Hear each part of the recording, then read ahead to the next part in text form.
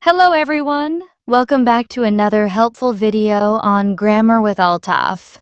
Today we're going to talk about a very interesting grammar topic, ellipsis. Yes, ellipsis means leaving out certain words in a sentence without losing the meaning. We'll explain what it is, how it's used in spoken and written English, and how you can use it in your daily conversations. Let's make English easier together. Hi learners, I'm glad you're here with us today. In this video, we will learn what ellipsis means in grammar. We will also learn why we use ellipsis and when it's okay to leave out words. You'll also see some examples from everyday English, and we'll explain how it helps you speak more naturally and fluently. Stay with us until the end to fully understand ellipsis and improve your speaking skills. Let's begin by understanding what ellipsis really is. In simple words, ellipsis means we don't say or write some words because they are understood from the context. For example, if I say, I can play the guitar and he can too, I'm not repeating, play the guitar in the second part. That part is understood, so I can leave it out. This is ellipsis. Yes. And it's very common in English, especially in conversations. People do not always speak in full, complete sentences. They often leave out words that are obvious or repeated. This helps the conversation flow more smoothly. It also makes your English sound more natural. Now let's talk about the three main types of ellipsis in grammar. The first one is subject ellipsis.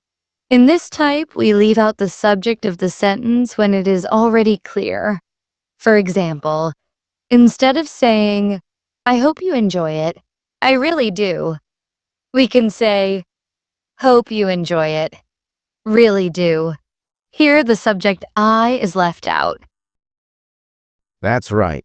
The second type is auxiliary ellipsis. In this case, the helping verbs are left out because they're already understood. Let me give you an example. She might say, I was working, but he wasn't. The full sentence would be, he wasn't working. But we don't repeat working because it's already clear. So, working is left out. This is auxiliary ellipsis. The third type is verb phrase ellipsis. Here, we leave out the whole verb phrase when it's already mentioned earlier in the sentence. For example, he could have helped her, but he didn't. What is missing? Helped her. So the second part means, but he didn't help her. That's how ellipsis works to avoid repetition. Yes, and this makes the sentence shorter and smarter. Ellipsis is not only useful in writing, but also very important in spoken English.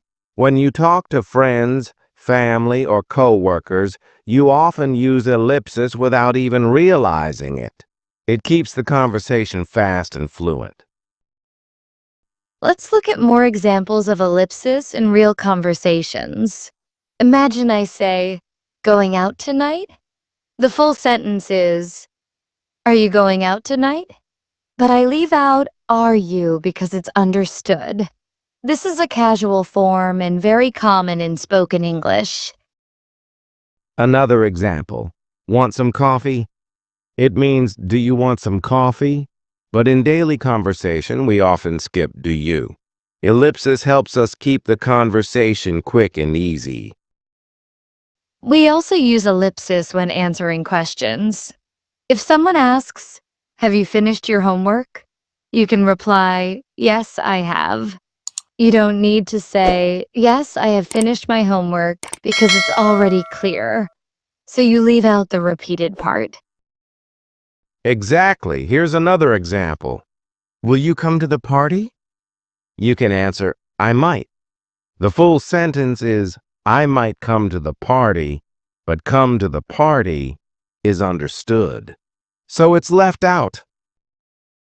Now let's look at how ellipsis works in written English. Writers use ellipsis to avoid repetition, especially in lists or comparisons. Example, some people prefer tea. others coffee.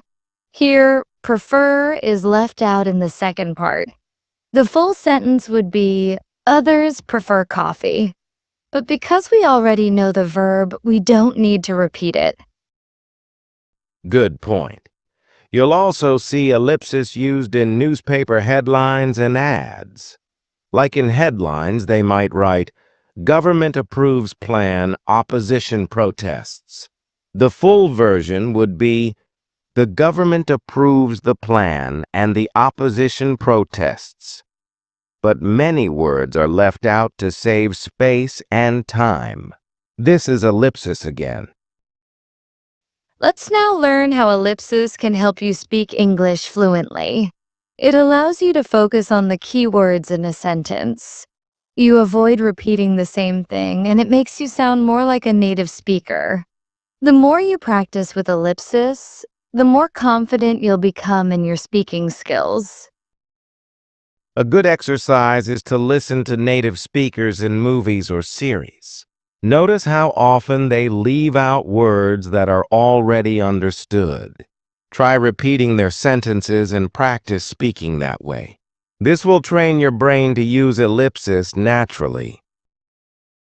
You can also try writing short dialogues and then remove words that are not needed. Check if the meaning is still clear. If it is, then you're using ellipsis correctly. Always ask yourself, is it okay to leave out this word or phrase? If the answer is yes, then go ahead. Let's give our learners a few sentences for practice. Try to find what has been left out. He can cook and she can too. What's missing? Cook. Did you see the movie? I did. What's missing? See the movie. Wanna come? What's missing? Do you? Very well explained, Altaf. Now, before we end, let's quickly revise what we have learned today. We learned that ellipsis means leaving out words that are already understood. We discussed three main types: subject ellipsis, auxiliary ellipsis, and verb phrase ellipsis. We saw many examples in both spoken and written English.